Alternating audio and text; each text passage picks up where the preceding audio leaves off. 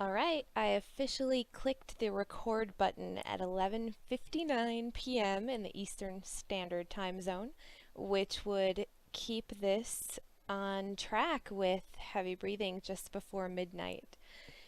This is Sandi Maki. Thanks for stopping back to check out another random, insightful, I don't know, rambling blog post slash podcast slash episode from me. I appreciate all of the views that I'm getting on the service. So that means that somebody out there is listening. So apparently, I need to keep coming up with interesting things to talk about. I was contemplating what the topic for tonight's conversation would be. The thing that keeps coming up for me is asking the question, if you never had to think about working another day in your life because money wasn't an object and the sky was the limit and you could do absolutely anything that you wanted to do, I'd like to know, what would that be? I think that there is a place for each of us to ask ourselves that question and come up with whatever the answer may be. I also think that when we ask ourselves this question, we often struggle with just the simple fact that we get to ask the question. I've asked myself that question. What would I do if money weren't an object and I could do anything that I want? The answer that most often pops up into my head is I would be a bartender on a beach, under a palm tree, in a tiki hut. What better way to get to converse with people all day long, find out really cool stories, meet awesome people, and be just in a place of pure enjoyment, pure bliss on a beach? I think it would be a really, really cool thing. Of course, if I got to do that, I'd probably get tired of it after about a day and a half because I haven't done it before and the grass is always greener on the other side, but maybe it would be that. Have you ever asked yourself the question, what would you do? I do some business coaching, life coaching, and I use that question a lot. I even use it just in entrepreneur coaching when people are thinking that they'd like to start something new. That is always my question. If the answer that I get from people is even remotely close to what it is that they're going in to do in their entrepreneurial venture, then normally I feel pretty good about that. If somebody is trying to start something new of an entrepreneurial nature and their answer to what they would do every day or some days for the rest of their life, if they had a complete blank canvas, if they're nothing alike, then my follow-up is normally, what could we do to get you closer to the thing that you would like to do all the time? Sometimes there's a really cool way of tying it together, and sometimes maybe it's cause for people to reevaluate what it is that they're going to be doing. Sit with this just for a minute. I'll ask you the question and really contemplate it as I'm asking. If you could wake up tomorrow and if you could do absolutely anything that you wanted to do and money was no object, what would you do?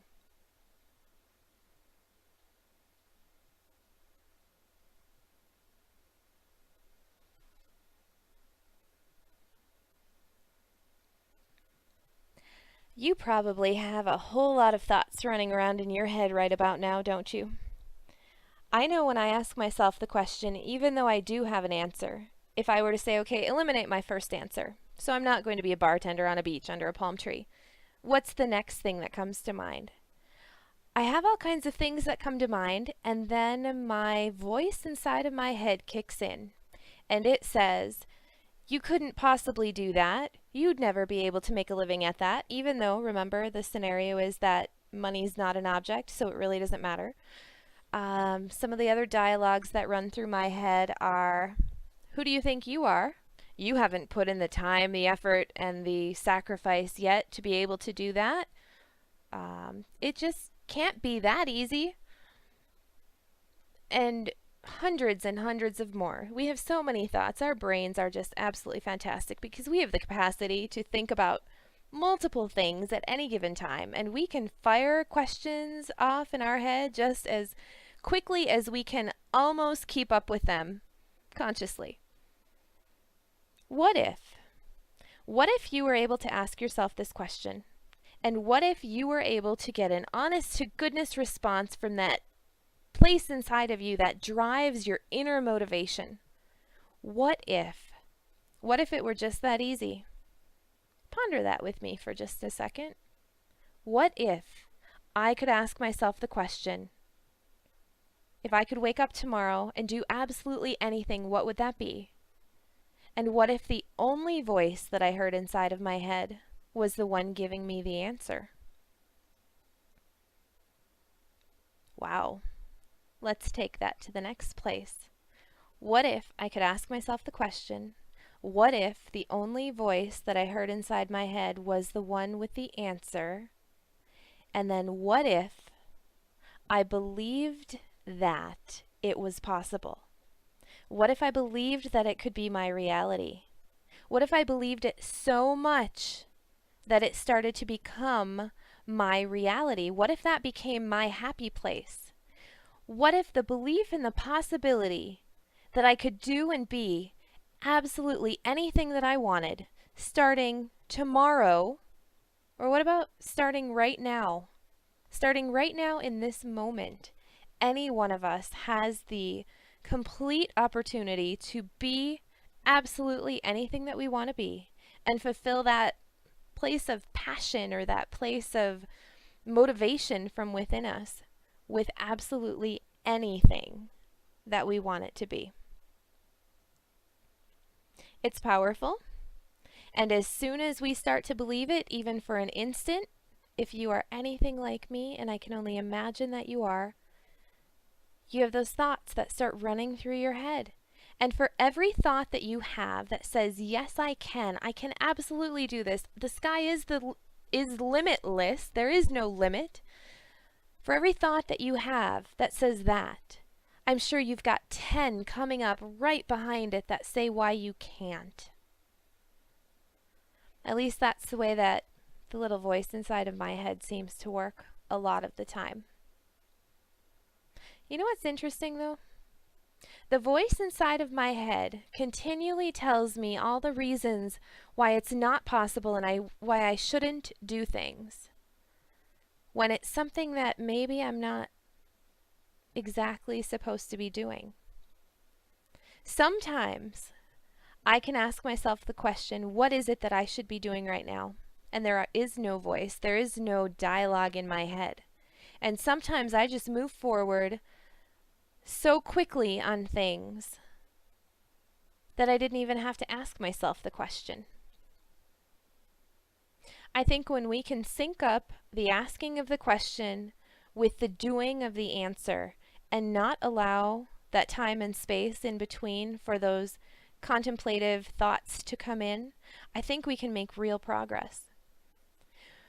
One of the things that I often say, both to myself and to people around me, when they ask about things that I'm doing or that I have done, or why is this done, or how was I able to accomplish this, or I even ask myself, why haven't I accomplished this yet? What I found that's a truth for myself is that if it were supposed to happen, I would have done it already. The things that end up going on my to-do later list or my procrastination list seem to hover there because maybe somehow deep down inside I'm just not convinced that that's the thing that I want to plan on or should be doing.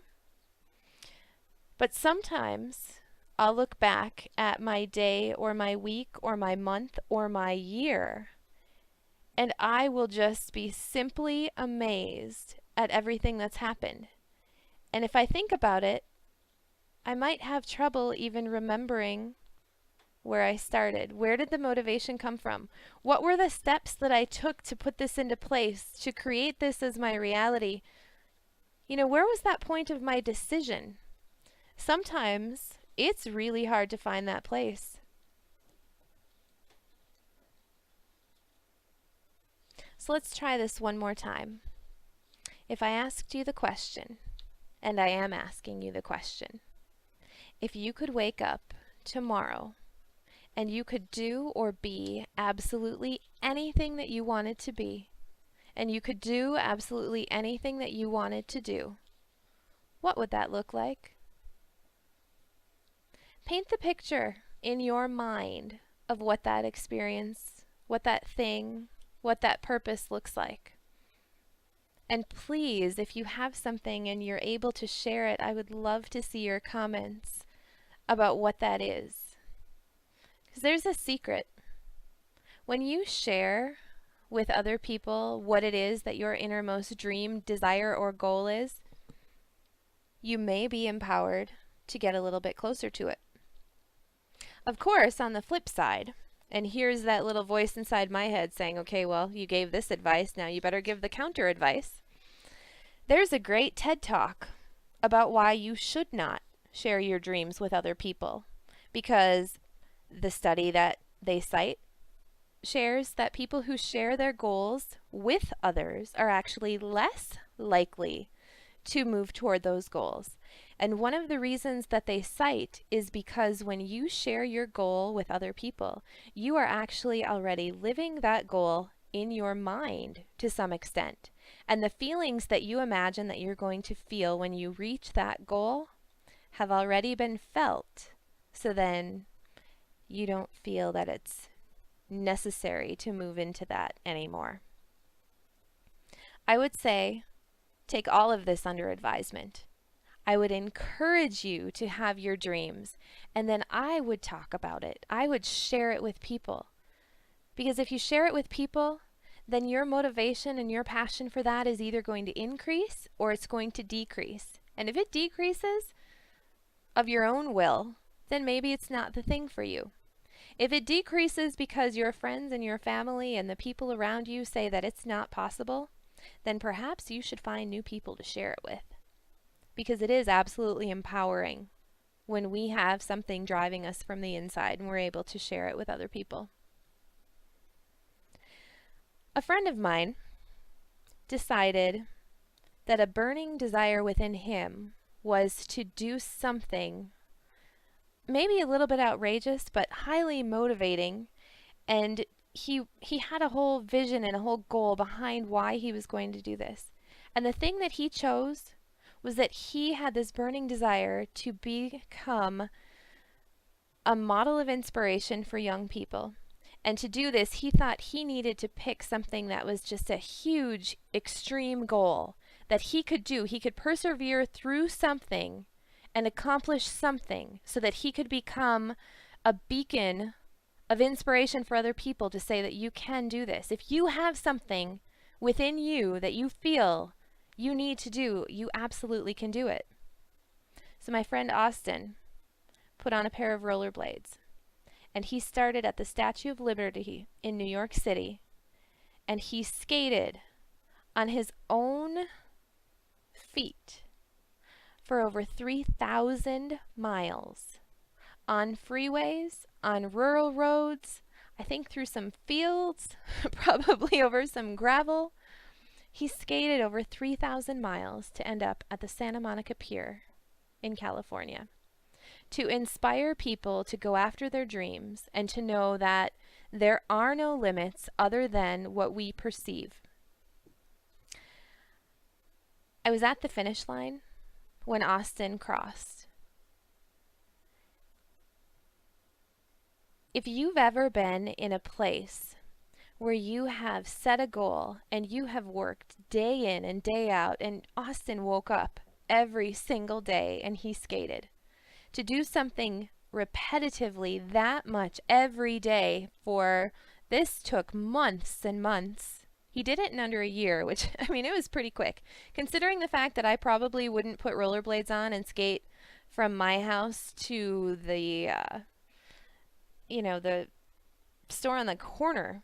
For Austin to do this, it's huge. It's huge. So he did this every day. It became his living reality during the time that he was on the Freedom Skate. And he crossed the finish line.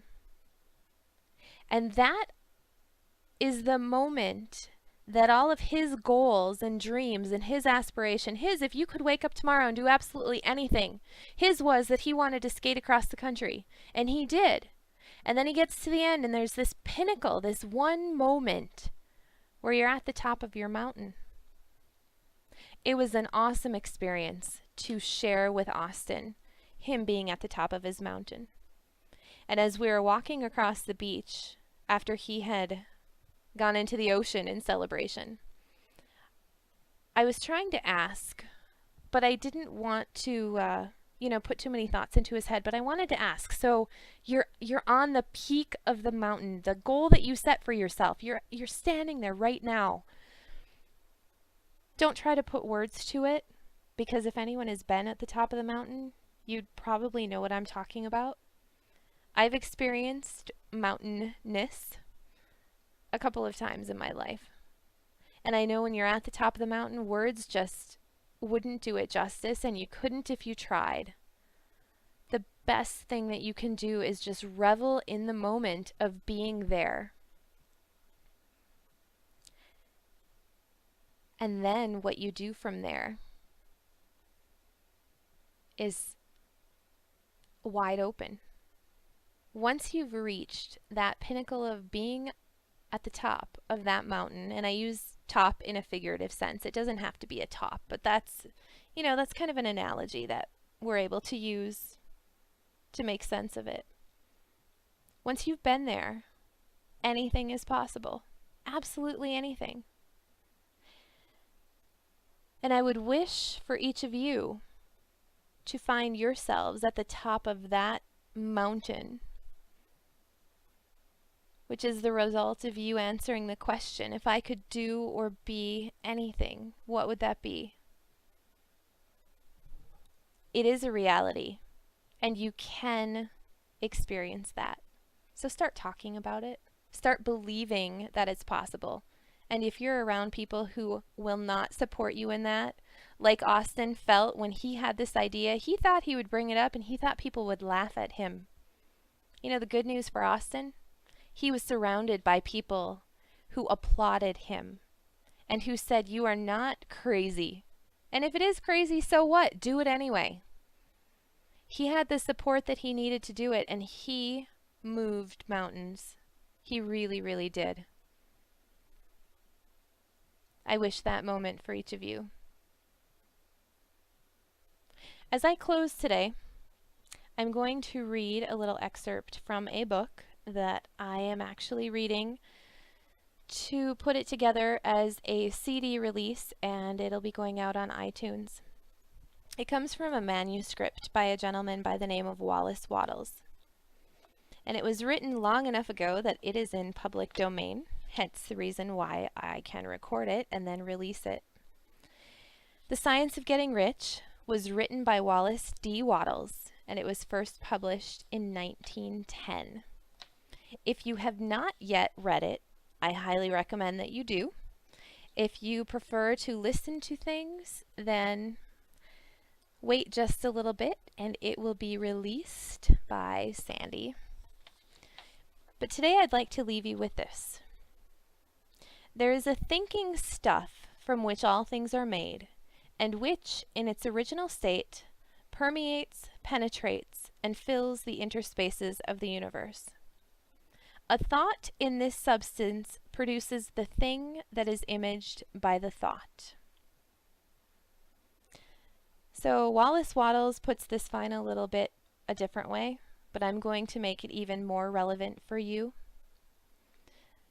So if there's a thinking stuff from which all things are made, and a thought in this substance produces the thing that is imaged by the thought, then you absolutely can have and be and do anything that you absolutely want to. Just remember this. I can form things in my thought, and by impressing my thought upon the formless substance, can cause the thing I think about to be created. This means that you are in charge of what it is that you want, whether it's something you want to do, to be, to have, or to become. So I would encourage you to think about what that is with all seriousness. Think about it. Dream about what you think could become possible for your life. And then let's live into it. Whether it's one person and one dream at a time, or a whole bunch of us that are living into it. Let's create our amazing possibilities. Until next time, I hope you have a fantastic dream in your mind and that you'll share it with the world, because the world is rooting for you to accomplish that just as much as you are, if not more.